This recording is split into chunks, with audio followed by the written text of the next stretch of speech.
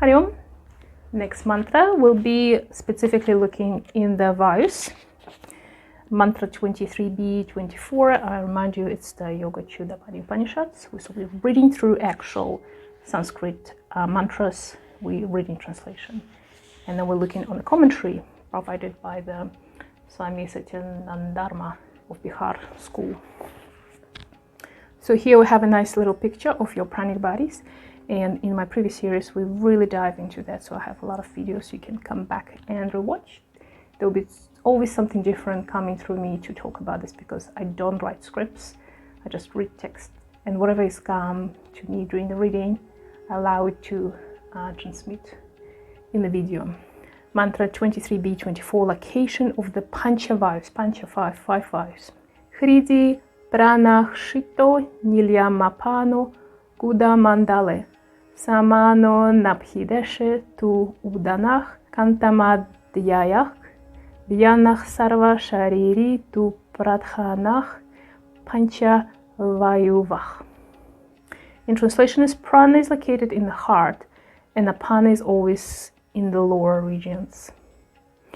Samana is located in the navel region and Udana is the throat region. Vyana moves into the entire body. These are 5 principal vital airs. And okay, so that's it's very simple, very just showing you what is what.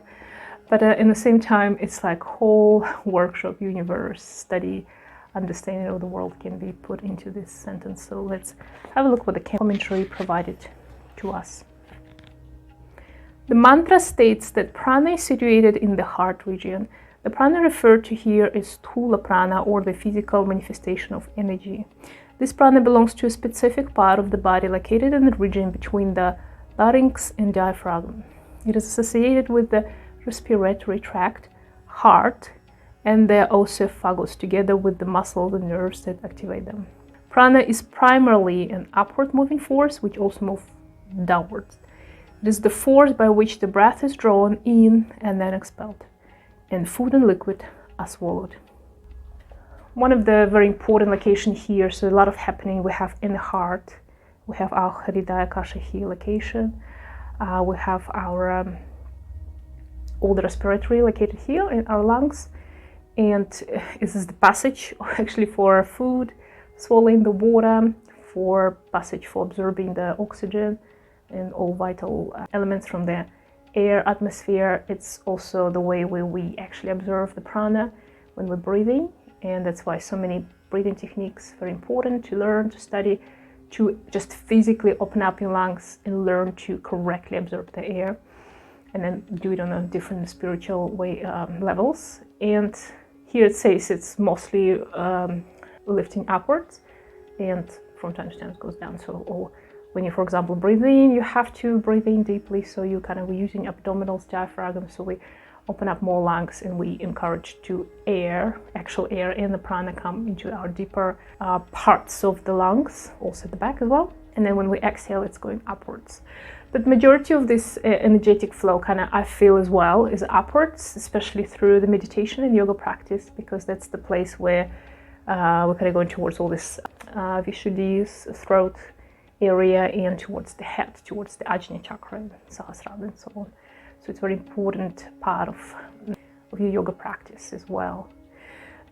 Very commonly, it's also associated with the elements. Usually I talk about this in the chakra, Anahata, the heart chakra, in this element here, more or less, it'll be fire around the abdominals, but we're looking for this section. So it's mostly the heart area, Anahata realm, and it's the air. And air in your body is a very important part of your existence on this planet. So nevertheless, we need water so much. We composed a lot of water. We have a solid part, solid elements of us. We have fire, like energetic, but the air, it's something, or the gases, it's a very important substance. It's moving stuff. It's fueling something. It's getting rid of something and gases you don't need. Not enough air, too much air. All these disturbances will be here around the heart, more felt. And physically, you can experience it like short breath, heart problem, heart disease. And usually it's related to this emotions tract around the heart. We'll talk about this in the chakra course a lot, because when it's related to Anahata. Just like a quick association with this vayu is, but from the basics, like absorb prana, that's what the lungs are, the heart beat, that's your store place of your love and unconditioned love and all these things which are getting beyond the animal existence. And it's a very important point of when you're already transiting. We talked about this in previous mantras. Next vayu, apana. Apana flows in the lower regions between the navel and the perineum, and it's downward moving force which is responsible for the elimination of urine, feces, gas, wind, sexual fluids, menstrual blood, and the fetus at the time of birth, baby. It provides energy for the functioning of the large intestine, kidneys, bladder, anus, genitals, and womb. And by listing just all these organs, important for our just basic existence. We cannot exist without losing urine and get rid of our solid feces. We cannot exist without giving a birth. We cannot give a birth without producing the material and using those organs there. So everything related to these things, which it will be related to our Muladhara, mostly Svadhisthana and partially Manipura, related to this realm of the Panavayu. And the Panavayu, it's one of the main reasons people sit cross-legged in yoga, and people sit on the floor.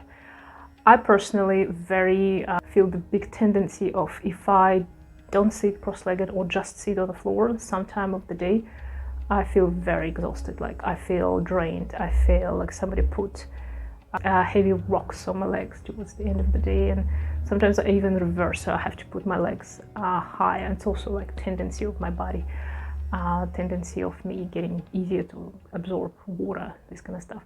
So the Panavayu drag physically even happens, and that's why we yogis trying to sit cross-legged most of the time, and especially in meditations, because you don't want to drain your energy through your legs.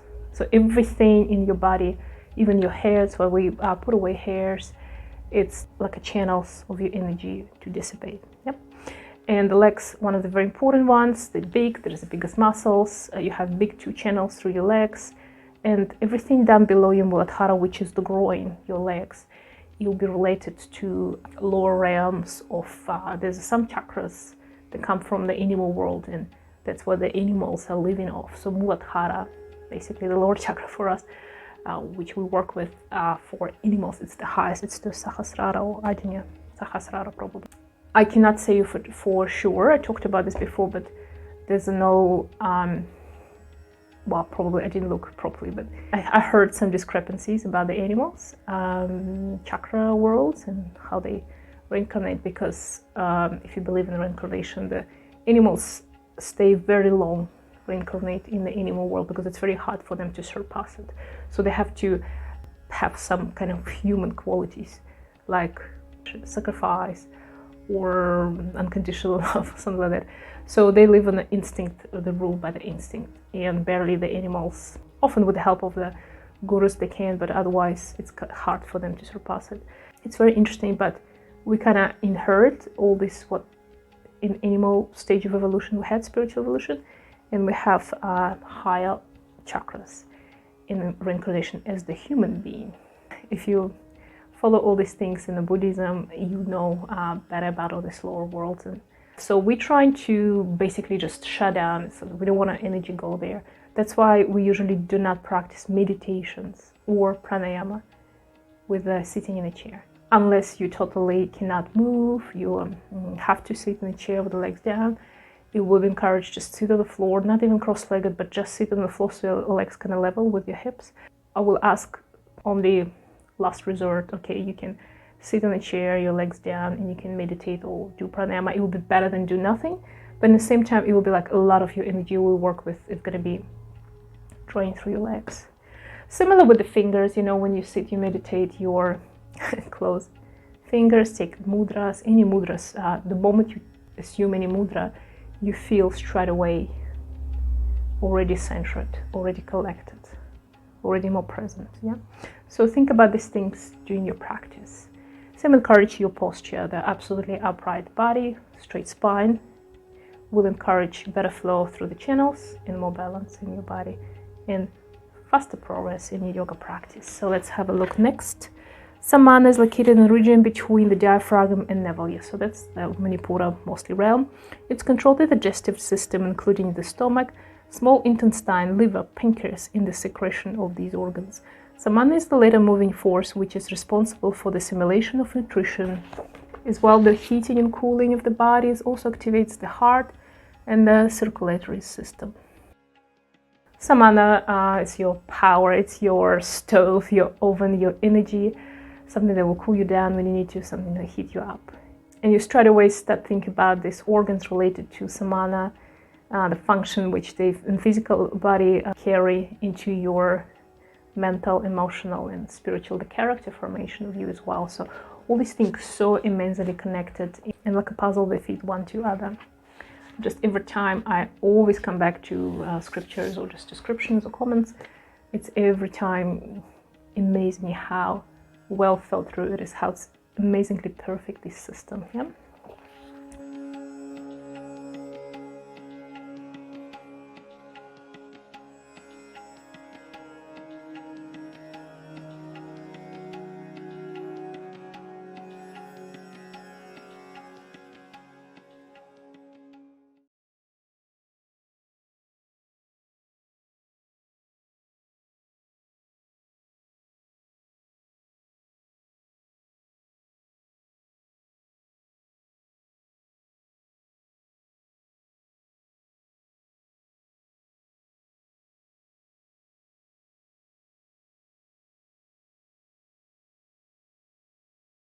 Udana is the spiraling force which maintains the peripheral parts of the body, including the head above the larynx, as well as the arms and legs. Thus, the brain and all the sensory receptors, eye, ears, nose, tongue, skin, as well as the three organs of action, speech, hands, and feet, are governed by this force.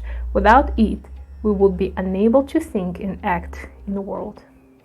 How important is Udana? So when these three ones we mentioned before is just the basics of our existence, but this one is just connecting. I feel like it's connecting us to the world, which head does with all the organs, hands, feet. We move in the world, we absorb the world, and we communicate, express ourselves, and make our living. Yeah? Dhyana is the all-pervasive force which moves in every direction throughout the body. It acts as a reserve force for the other pranas. If any prana becomes depleted, dhyana steps in and maintains the balance. It regulates physical movement and coordinates the other vital energy. Dhyana harmonizes and activates the limbs, associated muscles, ligaments, nerves, and joints. It is also responsible for the erect posture of the body. Dhyana, as you see, it's kind of like a safeguard, you would say. That's how I feel. Whereas somewhere depletion, it can temporarily go there like a rescue team and help you. But in the same time, the moment you start feeling the signs of depletion somewhere of energy, which can come from some uncomfortable, the signs of the body, too much swollen, too getting too fast tired, some headaches coming to you, or some indigestion happens, so you're losing weight or you're putting on weight, all these signals on the physical level, look on your pranic body, assess that's what's happened. And often it's come from our emotional depletion or overuse or overwhelming. For example, too much sorrow or not enough love, or too much worries that come from the mind, too much anger that come from the lower kind of Manipura or lower levels, too much addictions, desires which you cannot fulfill. Yeah, I call it addictions, could be anything. If your body giving you a signal, look at those and come back and see what you can do. It would be very nice to go to some teacher who qualified in holistic healing, and they can give you some suggestions. Not often, just to go to basic yoga classes will start helping you, because every yoga class is directed to genuinely balance you. Sometimes they're over too specific classes. If your teacher or instructor is qualified with authentic yoga school, there will be structured classes in a way so all the practice will be balanced. But often, even me experienced when I go to some sessions and it's a little bit too much one direction. And if I'm already disbalanced into that direction and I go to yoga class with even more pushing into that direction, it might even cause more harm for me. I feel more disbalanced. And I think that's why many people say, oh, yoga is not for me, I cannot. I tried it, or I go to this instructor and it's not me, I don't like it. Different people need different little approaches. So that's why it's amazing to go to yoga classes and to some teachers. If you feel you resonate, it's amazing. But at the same time, always have your own practice. And only through your personal practice, sadhana, you will more get attuned to this vayus, pranas, nadis, and chakras. Hari Om.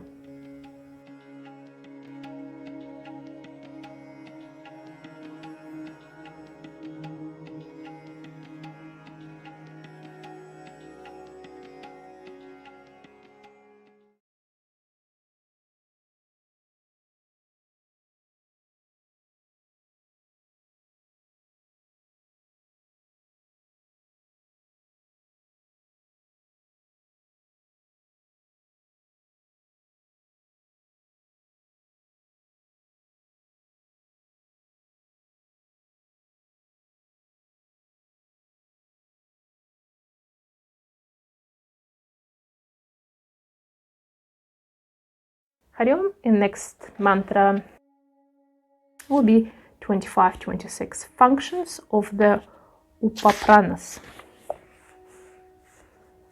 It's never-ending knowledge in yoga. So much we learn. Every sentence is just an ocean of knowledge about ourselves. Udhare naga aikyatah kurma anmilan tatha krikara kshutkara gneyo devadato vijrimbane na jahati mritam vapi sarvai vapi dananjah ete nadeshu sarvasu brahmante jiva jantavah. In translation, the energy which brings up as a belching, vomiting, or spitting is named naga. That which controls the flickering of the eyelids is kurma. That which causes sneezing should be known as krikara, and yawning as a devadatta. The all-pervading dhanajava does not leave the body immediately, even after death. All these upapranas move through the nadis in all the living beings. How it's interesting, every tiny little thing, even blinking your eyes, which, oh my god, how many times in my childhood I get obsessive about it, like how, I don't know how when to blink, and how much time I'm trying to change it, or change my pattern, or don't blink, or blink too much. And some people, like, they do blink too often, and some people barely blink, and it depends on the situation, what's happening. So, and apparently there's a specific pranavaya which is responsible for this. How amazing is this, yeah? Tell me in the comments if it's amazing. Commentary. The 5 upapranas are vayus or winds concerned with the minor actions of the body. So it's minor actions, but it's not less important. So if you don't blink ever, you lose this control of blinking. It probably can end up with you getting very sick, or maybe not die, but lose your eyesight and this kind of stuff. So it's very, very, very important. Here it says minor. It's in terms of, it's not raising your arm or go to the toilet or giving a birth, but it's minor, but nevertheless very important. Naga is responsible for bringing up the contents of the stomach, as in belching, eructation, and vomiting. All these things which feels like involuntarily. But in yoga practice, we do learn to do them voluntarily as well. For example, vomiting, crying, you can teach yourself to do all these things. And God, if you were a child like me, you probably experimented with all these things. It's a lot of fun, yeah? Kurma is the force which maintains the blinking of the eye and keeps them moist. Krikara is responsible for sneezing, and Devadatta for yawning. With the yawning is very interesting. I found a lot of cross talks about this, cross community understanding of the yawning. Some people very spiritually oriented have this, even a joke, how through the yawning you allowed all the other spirits to enter your body. So some people like yawn like that, and very loud, very open mouth, not very loud, but expressive, I mean. And I don't find myself very negative in yawning, it's okay to kind of hide your face in the public or trying to control it. You always know that your yawn is coming and you can kind of surpass it mentally. Or at the same time, it's not recommended to hold it up. If you hold it up, it doesn't feel it's quite right. So there's this controversial understanding of yawning, and it's how bad it is for you that you allow bad spirits possess you and then drive your life. But yawning, it's indication on this laziness and sleepiness of your mind, that you don't have good regime, good consistent practice. And if you do have it, good diet, consistent practice, you're very clean with your sleeping, your habits, yawning will surpass, go away. Usually we do yawn when it's somebody we're tired, and usually we spend all night doing something and traveling, and you kind of extra tired, so you do yawn. But trying to kind of observe yourself yawning, what's happening, when you more often yawn, how you yawn, and just maybe avoid those times when you really yawn, like in a way that, oh my God, somebody really come to your body and possess you after. That's just for the joke. Dhananjava maintains physical warmth and remains in the body even after death, causing rigor mortis. These 5 energies flow through the nadis of all living beings and help to maintain the internal harmony of the body. And here it's interesting, so Dhananjava maintains physical warmth and remain in the body even after death. And that's one of the very important aspects of going into the realm, the correct way to meet the death, and what to do with somebody who passed straight away, on the first day, second day. There's a lot of traditions around the world in different communities, how they deal with this, what the traditions are. And there's a lot of, as well, conversation about, should we just burn the body straight away, or wait, or this or that. So you need to be kind of attuned and understand what's happened energetically with the body even after death, to make decisions when and how you should proceed. So there's a whole culture and understanding what to do after death, this kind of stuff. Similar, like, for example, when you cut your hair, should we cut them, should we not cut them? The hair is like this energy antennas, people say as well. What would you do with the nails? And because it's very weird, like, all the parts of our body is the parts of us, so we all have prana, there's a vice, this energy body. But the moment we cut it off, for example, skin or piece of skin or piece of hair, is it still us or it's not? Because before it was just us. So think about this when next time you maybe cut your nails or hair and just put them in the rubbish bin, and it goes somewhere in the landfill, stay there for some time, and you don't know what's happened with it. Similar with, for some people, very important to have extensions, hair extensions. Hair extensions, big controversy, because you kind of putting on yourself the pieces of somebody else's body, and the energies which have their own input. So you might don't worry about this, but if you're trying to stay clean in terms of energetic field around you and build up your own energies, you just getting more tuned to this, and let me know if you're interested about what I do with the hair and the nails, this kind of stuff, and what it's kind of, I found the best way, and through the scriptures, what to do with that. Otherwise, just don't get worried about this, and as long as it works for you at this stage, just keep moving, keep going, and it will all come to you with the practice. Hari Om.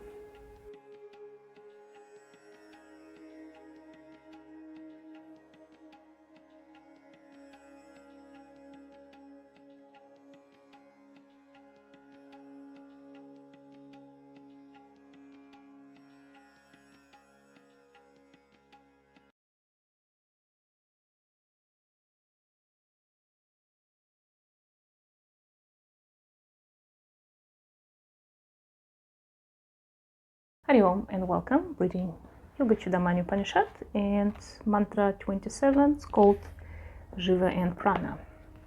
Akshipto puja dandena tatha yato chalati kanduka pranapana samakshipstastaha jevonatishtati.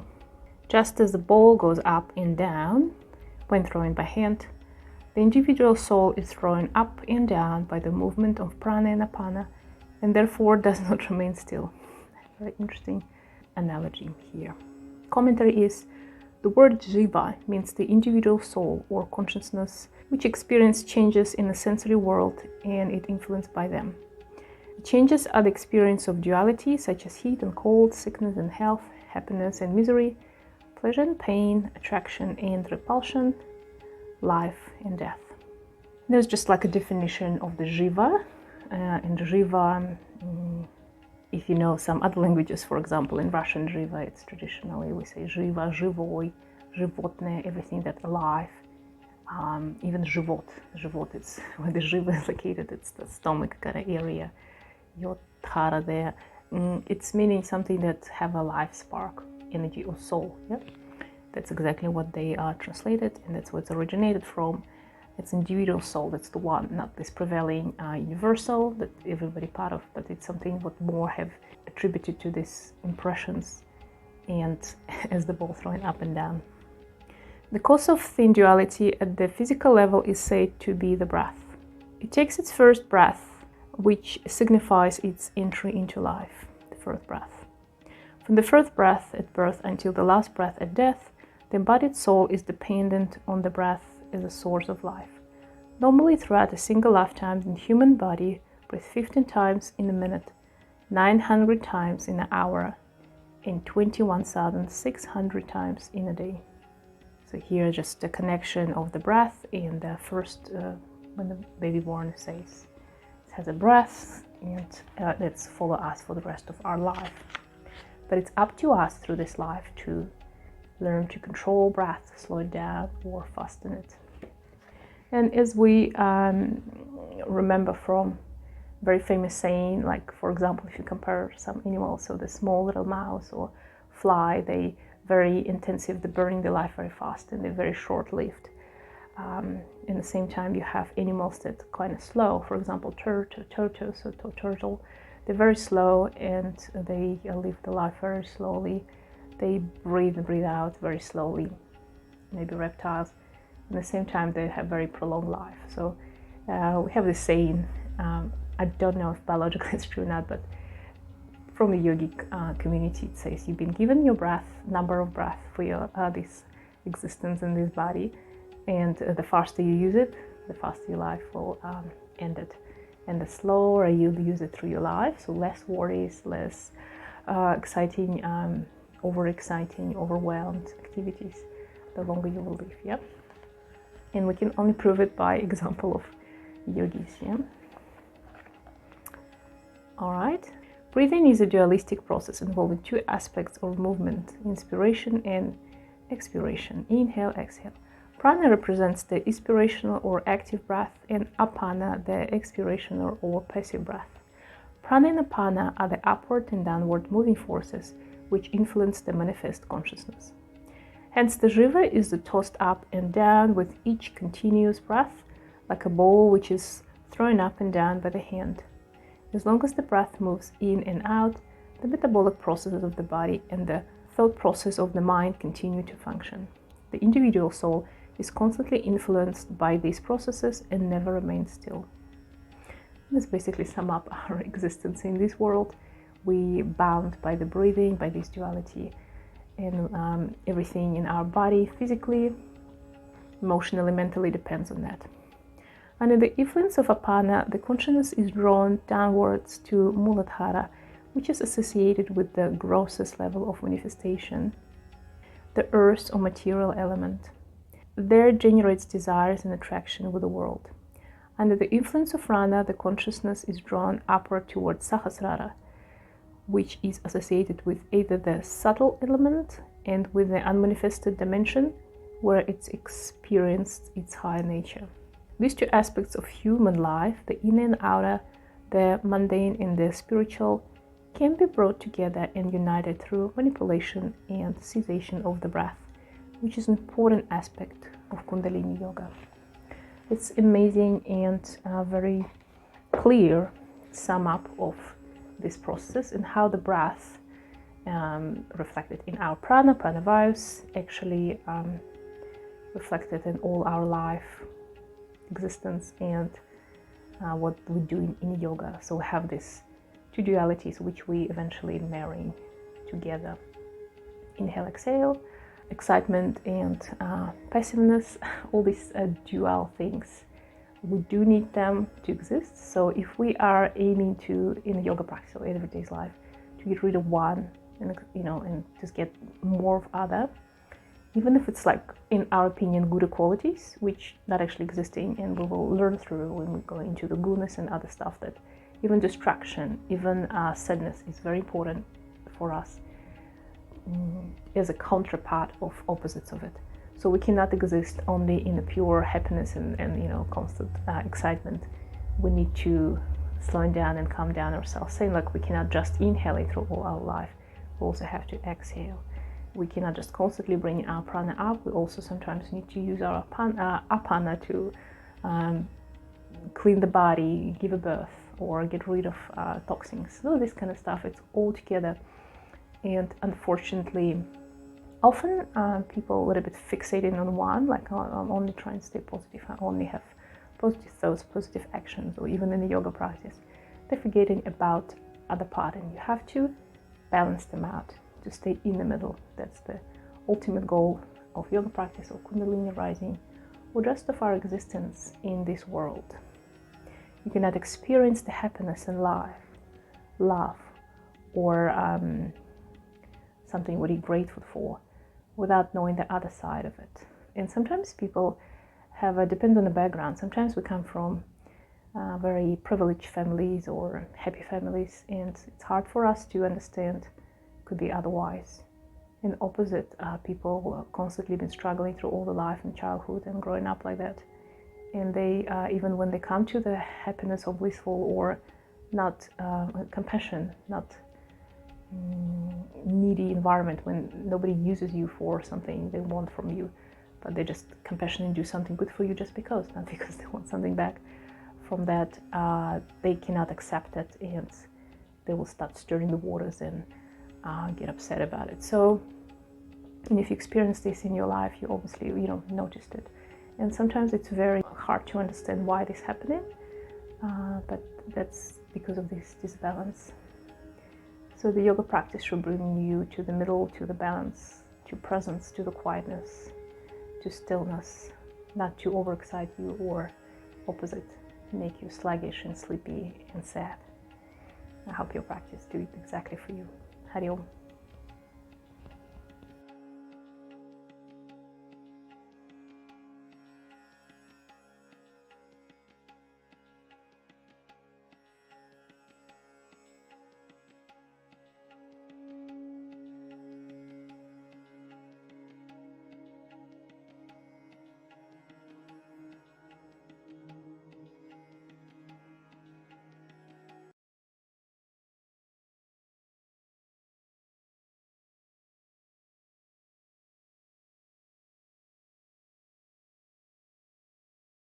Hari Om. And next mantra here is mantra 28. Shiva and Ida and Pingala. Now we're looking for several mantras about Shiva. Shiva, this individual soul consciousness we talked about in the previous mantra.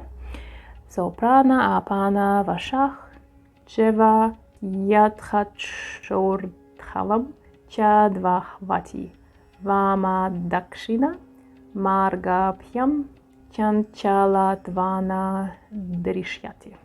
And translation is influenced by prana and apana, the individual soul ascends and descends. It also moves through the left and the right passages, but cannot be perceived because of its rapid movement. We talked about this so many times, and especially in pranayama series about the pingala and differences. So we talked about the nadis. Commentary. The movement of prana and apana, inhalation and exhalation, as well as the flow of the left and right passages, influence the individual soul. In yoga, the left and right passages are Ida and Pingala, nadis respectively. So your left and right passage, Ida and Pingala. These are the two major energy channels within each individual, which further contribute to the duality in human nature. Ida is the lunar channel, which represents the mental aspect of our nature, and Pingala is the solar channel, which represents the physical or vital aspect. together they rule all of the physical and mental actions and interactions. And you would think if we creating the body like that, why we shouldn't create it just straight away like Sushumna, everything balanced and just stay in peace. But there will be no progress for the Jiva or soul in this world if it was already in a state it doesn't need anything. So you do need to have some urge to improve yourself. So if it's ideal universal world, like some goddess world, there'll be no need to improve. But there will be no need to do like not such a good actions, but only by surpassing this urge we can grow. So that's very fundamental understanding of all the religions, being philosophies in the world. Why there's a duality, why there's a different people, why there's such a diversity. Yeah. And there's a very important understanding that if you cannot experience something, blessing or love, if you're not separated from it. Yeah. So as the creation of the whole universe and this world and us, as a result, it is the action of to create something to be loved or to be compassionate about, because universal, whatever self-conscious God, Brahma, whatever you can call it, you can call it anything you want in your religion or your understanding, it did created this duality to experience itself and love it, yeah, to admire. Otherwise you cannot observe it, yeah, if you are within yourselves. So that's why we have this separation into two originally. It does say between the lines here that you cannot experience cold without knowing what is hot, so in a simple sense. Here it talks about Ida, Pingala and Sushumna again, and it kind of sounds like maybe repetition, but this type of Upanishads could be written like separately. You just open one Upanishad and read, so it doesn't apply that you just read it 10 minutes ago, the other Upanishad, so other mantra. So it could be some repetition, but it's always an aspect for specific mantra. And the mantra also states that the movement of Jiva through the left and right passages cannot be seen because of its rapidity, how fast it is. Yeah? The movement of Jiva through Ida and Pingala is in the form of prana, which has no material existence as such.